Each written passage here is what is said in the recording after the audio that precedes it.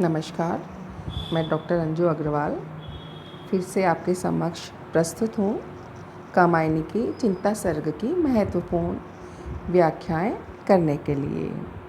चिंता सर्ग की व्याख्याओं को आगे बढ़ाते हैं। चिंता सर्ग से ही अवतरित हैं समस्त व्याख्याएं। अरि व्याधि की सूत्रधारिणी, अरि आधि मधुमेह अभिशाप, हृदय गगन में धूमकेतु सी, पुण्य सृष्टि में सुंदर पाप, मनन करावेगी तू कितना उस निश्चिंत जाति का जीव, अमर मरेगा क्या तू कितनी गहरी डाल रही है नींव। यहाँ पर जयशंकर प्रसाद चिंता से ही बात कर रहे हैं। चिंता मनु के माध्यम से चिंता का ही वर्णन कर रहे हैं। मनु यहाँ पर चिंता से बात करते हुए कह रहा है, अरि व्याधि की सूत्रधारिणी। व्याधि शारीरिक कष्टों को कहते हैं हम। तो चिंता को वो शारीरिक कष्टों की सूत्रधारिणी अर्थात नियंत्रिका, नियंत्रण करने वाली कि हे चिंता, तू समस्त शारीरिक कष्टों की नियंत्रिका है। अर्थात तेरे कारण ही शरीर के कष्ट, बीमारियां उत्पन्न होती है। जो शारीरिक रोग हैं उनमें अधिकांशतः चिंता के कारण ही उपजते हैं। अरि आदि हम कहते हैं मानसिक व्यथा या मानसिक रोग को। एक होते हैं शारीरिक कष्ट, एक होते हैं मानसिक कष्ट। तो शारीरिक रोग या शारीरिक जो कष्ट हैं वो हो गए व्याधि, और मानसिक कष्ट या मानसिक रोग हैं उनको कहते हैं आधि। तो चिंता को बोल रहे हैं कि अरि आधि मधुमेह अभिशाप, कि तू स्वयं एक आधि है, मानसिक व्यथा अथवा रोग है। तू मधुमेह अभिशाप है। मधुमेह अभिशाप भी इसको कहा है क्योंकि व्याकुलता उत्पन्न होने पर मनुष्य उस चिंता के मूल कारण या प्रभाव से मुक्ति पाने के लिए अधिक प्रयत्नशील होता है, सक्रिय होता है। तो प्रयत्नशीलता और सक्रियता की ओर अग्रसर क्योंकि ये चिंता करती है, इसलिए यहाँ पर प्रसाद जी ने इसको मधुमेह अभिशाप कहा है, मधुर भी कहा है।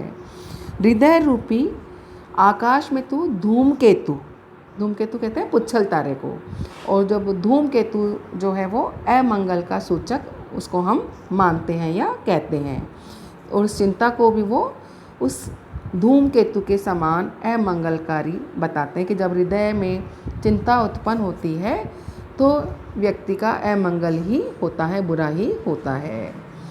और इस आगे क्या है, पुण्य सृष्टि में सुंदर पाप, इस पवित्र पुण्य स्वरूपिणी सृष्टि में तू एक सुंदर पाप के समान है। अर्थात तेरा होना जो है वो अवांछनीय होने पर भी, अर्थात नहीं होना चाहिए लेकिन फिर भी तू होती है, तेरा होना भी अनिवार्य है। अगर व्यक्ति में चिंता नहीं होगी तो वो किसी प्रकार की दौड़ धूप नहीं करेगा, वो सक्रिय नहीं होगा अपने कार्यों के लिए, किसी चीज़ के लिए प्रयत्न नहीं करेगा। इसलिए यहाँ पर प्रसाद जी जो हैं इसको अनिवार्य सुंदर पाप भी कहते हैं कि हे चिंते, तू मुझसे कितना मनन करावेगी तू कितना उस निश्चिंत जाति का देवी, कि हे चिंता, तू मुझसे कितना मनन करवाएगी, कितना चिंतन करवाएगी, कितना चिंतन मनन तू मुझसे करवाएगी। क्या तेरी इसकी कोई सीमा या अंत भी है तेरे चिंतन मनन करवाने का। उस निश्चिंत जाति का जीव, कि मैं जो है मनु जो है वो एक निश्चिंत जाति यानी अमर जाति, जो चिंता मुक्त थी वो जाति, देव जाति के जीव हैं, कि मैं उस अमर चिंता मुक्त देव जाति का वंशज हूँ। तो तू मुझे कितना चिंतन करावेगी, कितना मनन करवावेगी। जो अनिश्वर आत्मा है उसको क्या तू मार पाएगी।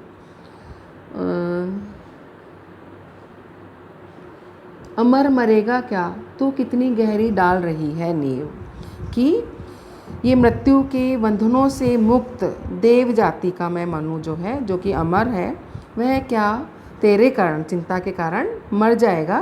क्या तू उस अविनश्वर आत्मा को नष्ट करने में समर्थ हो पाएगी। बोले नहीं, ये कदापि नहीं हो पाएगा।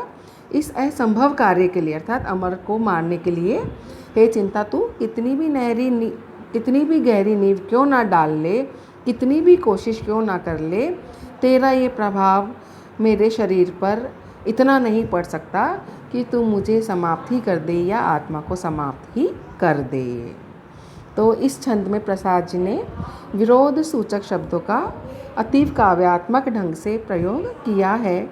इस प्रकार के वर्णन में सजीवता का प्रवेश तो हो ही गया है, इसके अतिरिक्त शब्द अपने गूढ़ार्थ की व्यंजना भी करते हैं।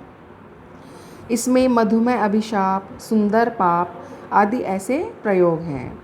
चिंता को मधुमेह अभिशाप और सुंदर पाप कहने में कदाचित प्रसाद जी का उद्देश्य यह है कि वह चिंता को मूलतः दुख मूलक मानते हुए भी उसमें एक मधुमेह संदेश अंतर्निहित पाते हैं। चिंता मानव मन को मथती तो अवश्य है, पूरा मथ डालती है, पर उसके होने से, उसके आने से उसका परिणाम प्रयत्नों के सुखदायी रूप में परिवर्तित होता है कि मनुष्य भागदौड़ करता है, प्रयत्न करता है और तभी मनुष्य उन्नति या प्रगति करता है। इसका कारण यही है कि व्यथित और संतप्त मन जो है वो चिंता के कारण ही क्रियाशील होता है। इस प्रकार चिंता को प्रसाद जी ने मधुर अभिशाप और जरूरी पाप कहा है। धन्यवाद। आज हम इतना ही करेंगे।